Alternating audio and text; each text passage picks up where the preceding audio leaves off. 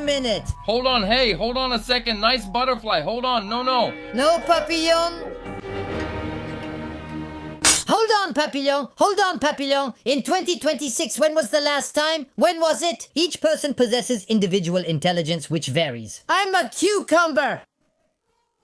Cucumber! It's our personal ability to reflect, analyze, learn, and create, but it's limited by our experience, our perspective, and our memory. When was that? What was it that happened when again? Even the most brilliant people are limited by their biases and finite knowledge. Every life tries, but never fully understands what lies beyond. Oh, that's beautiful.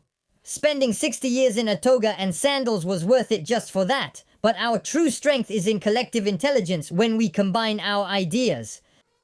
Cucumber! Wait, don't tell me anything! A zucchini. No! Knowledge adds up, viewpoints clash, mistakes are corrected, and new ideas appear. But that's not unique to humans. We ants organize ourselves into complex networks to dig tunnels. Move food, build crazy anthills! Are you sure about that? Absolutely. It's annoying, even borderline slavery, but we do our best for our people's supremacy. No, because you're a cockroach. Oh, damn. Bees also show a simple form of collective intelligence. So do schools of fish. Ah, there you go. I knew I wasn't always alone. So, Isus, huh? Who are we talking about? Why are my fins up? Unlike humans who have cumulative culture and don't start from scratch each generation, except in rare cases.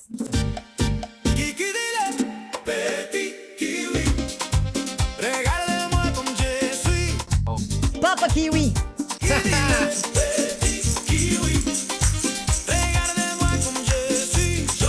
A complex language based on written records lets us accumulate knowledge across generations and intentionally organize it, enabling us to transform our world. Transformation! And there you go!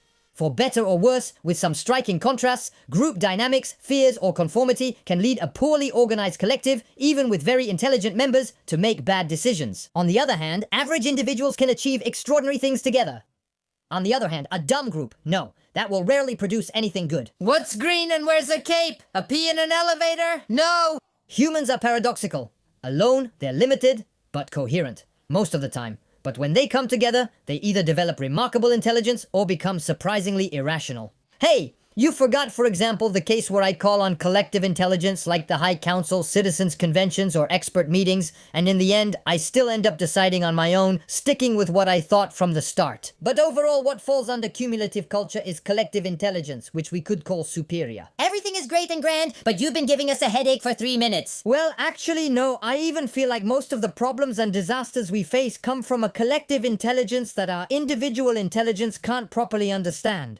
I'm not following. We create things together that go far beyond what a single individual can control. Oh yeah, like those who have a pea-sized brain. I don't feel targeted. I'm a cucumber. By the way, don't they say stuck like a cucumber, huh? Ha! Mon fils coincé comme un concombre. À l'abri de son trou de balle, je me mets à l'ombre. It's that we're facing a power asymmetry. Technology, for example, amplifies our abilities faster than our wisdom or sense of responsibility. Weapons like the atomic bomb show the power of collective intelligence in science. Industry, organization, all that, and the decision to use it comes down to one guy with a button. Yes, a human decision, political, sometimes rushed, and potentially driven by fear, power, or biases. Hey, well, you have to trust a little, you know, especially if you all decided together to hand me the reins of power. Ha! Oh, but yes, my Brazil, you are my queen of power. Yet collective intelligence is capable of setting its own safeguards to regulate the individual use of what it creates. Like international treaties, laws. All the things that stop me from doing what I want? Pfft, whatever. Collective intelligence, through cumulative culture, managed to create these technological marvels that are airplanes. And that same collective intelligence made it so that not just anyone can fly them. And maybe that's actually for the best after all. And yet, when it comes to cars, which are also impressive, well, that's not the case, right? No, all the idiots you hear about in the news. Unable to follow basic rules? We let their individual intelligence, or the lack thereof, be the judge of their ability to let others live. I don't agree. There are license suspensions after all. Which admittedly come a little late. And for those unfit to drive a car, well, we still give them the opportunity to drive a car. Admittedly without a license, but it's still a car that would beat a stroller in a fight. I organize street MMA fights on my TikTok, and you'd be surprised. Some strollers are incredibly fast on the ground with impressive immobilization holds. But changes are hard to imagine because society has been shaped to make this individual luxury mandatory for a lot of people. Whoa! Modern society forces us to drive cars, while I already struggle just to roll cigarettes. Above all, it's a failure of collective intelligence, which failed to impose stricter limits against the capitalist drive to sell a car for every head of cattle. We could just enjoy watching trains go by. That's just one example. Cars, which won't please everyone. We need to see the bigger picture. I'm getting off track. We could just enjoy watching trains go by. That's right, one train can hide another. Collective intelligence produces creations that meet needs, but regulation often comes too late and faces individual resistance. Of certain individual intelligences. Humans are capable of creating faster than they know how to control.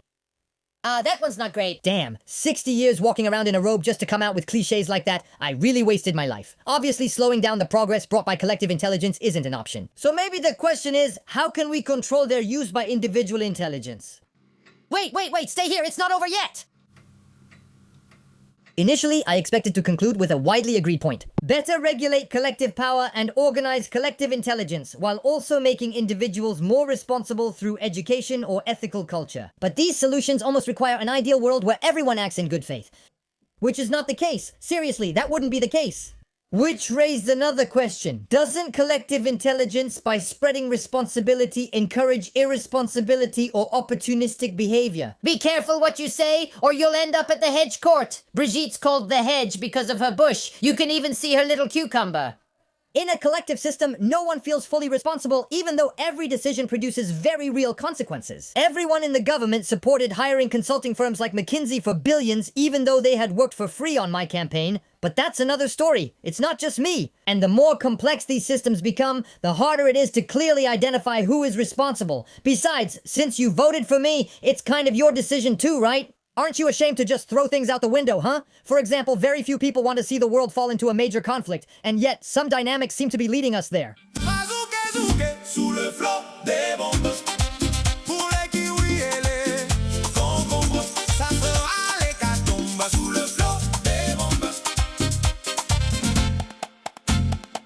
Not always by one clear plan, but through many choices, interests, and mutual blind spots. Oh, really? Am I heading to war now? Well, excuse me. I'm not the only one, you know. Hi, Donald. Yeah, I can hear them with my ears. All right, let's go. This makes me think of a solution, bringing decision makers closer to those impacted by their choices. So, if I understand right, if I send your kids to war, I have to send mine too? Okay, no problem.